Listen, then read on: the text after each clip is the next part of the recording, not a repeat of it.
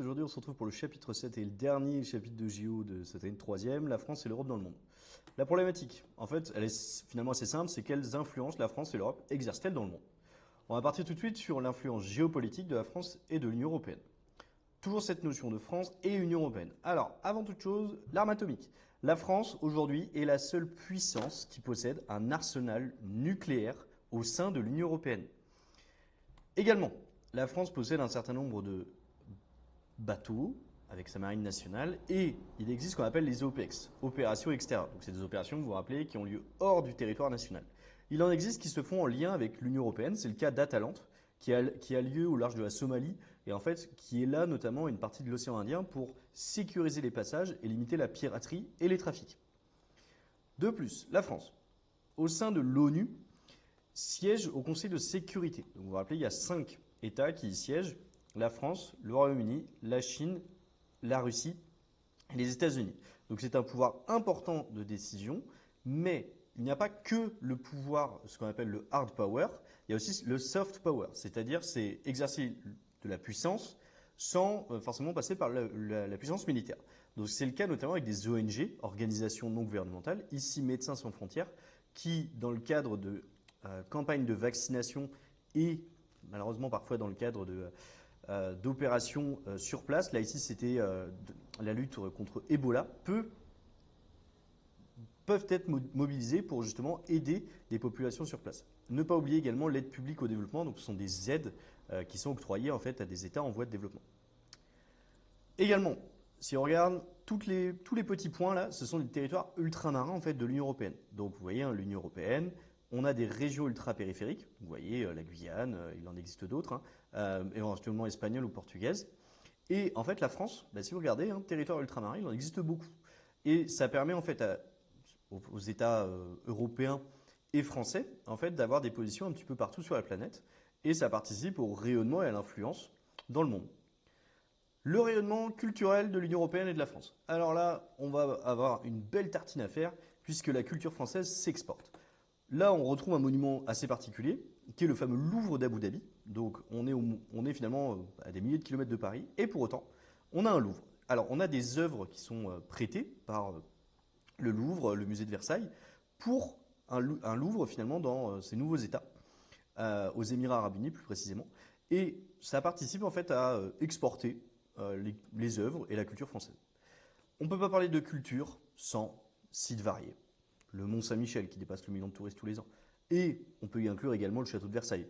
Et bien évidemment, la gastronomie. Là ici le petit bœuf bourguignon, mais il y a également tout ce qui est autres recettes. Là je vous ai pris le bœuf bourguignon, mais en fait c'est des plats et une culture et une cuisine qu'on va retrouver à l'échelle mondiale. On ne peut pas là aussi parler de bœuf bourguignon sans vin, avec tous nos vins qui s'exportent partout dans le monde, ou autre alcool, on peut mentionner le cognac par exemple, qui s'exporte très bien dans le monde entier. On est également une terre de tourisme. Là, j'ai pris l'exemple du champagne qui s'exporte. Le produit, en fait, se retrouve sur les tables du monde entier. Et en même temps, bah, c'est un produit et une région qui attire, donc avec des gens qui vont aller visiter ces sites de production et ces paysages spécifiques. Mais il ne faut pas oublier, la France est la première destination touristique mondiale. Les derniers chiffres, on dépasse les 100 millions de touristes étrangers qui viennent sur le territoire national. Alors c'est très polarisé autour de certaines villes, comme Paris par exemple, mais il existe d'autres sites. Et on a vraiment en fait aujourd'hui un rayonnement à l'échelle de la planète. L'Europe est également le premier continent touristique avec d'autres pays comme l'Italie, l'Espagne, le Portugal ou encore l'Allemagne. Donc c'est-à-dire ce sont des pays qui sont là aussi très touristiques, mais ils n'arrivent pas à dépasser la France. Également, donc on reste des territoires attractifs. On a également la francophonie, hein, 275 millions de personnes dans le monde qui parlent français. Et l'Union européenne sont également des valeurs qui attirent, que ce soit la dignité, la liberté, l'égalité ou la démocratie. Donc on a par exemple des migrants ou des gens qui cherchent à s'installer dans ces territoires-là. L'influence économique. Donc là, il y a des entreprises qui rayonnent. On en a déjà parlé. Airbus, projet européen, là c'est vraiment un super exemple. Là je vous ai mis le Beluga, donc c'est celui qui transporte carrément les ailes d'avion vers Toulouse pour l'assemblage sur le site. Mais Airbus c'est un très bon exemple, mais il existe d'autres entreprises.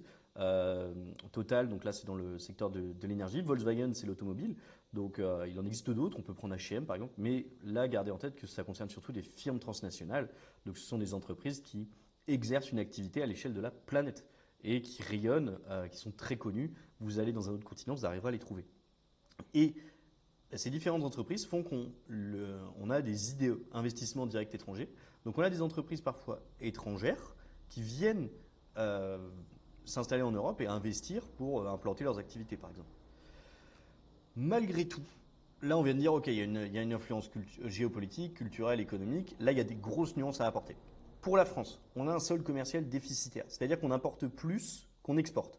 Donc sur certains produits, ça va devenir peut-être pas un point de tension, mais ça peut devenir problématique. Et on a une forte concurrence mondiale avec notamment des puissances comme les États-Unis ou la Chine ou l'Inde sur certains aspects. Et également pour l'Union européenne, on a un poids finalement sur la scène internationale qui reste limité.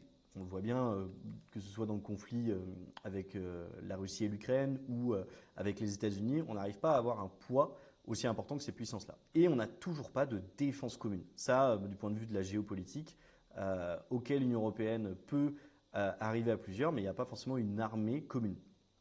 Donc ça fait partie des petits points de vigilance à avoir. Certes, il y a tout simplement des influences sur plein de domaines, mais il ne va pas falloir négliger ce que j'appelle les jeux d'échelle, hein. C'est-à-dire que face à certaines puissances, sur certains aspects, on ne rivalise pas du tout avec d'autres pays. Et bien évidemment, on vient d'en parler, il existe des limites. Comme d'habitude, vous retrouvez le petit Quizlet pour réviser le chapitre, et moi je vous dis à plus pour une prochaine vidéo.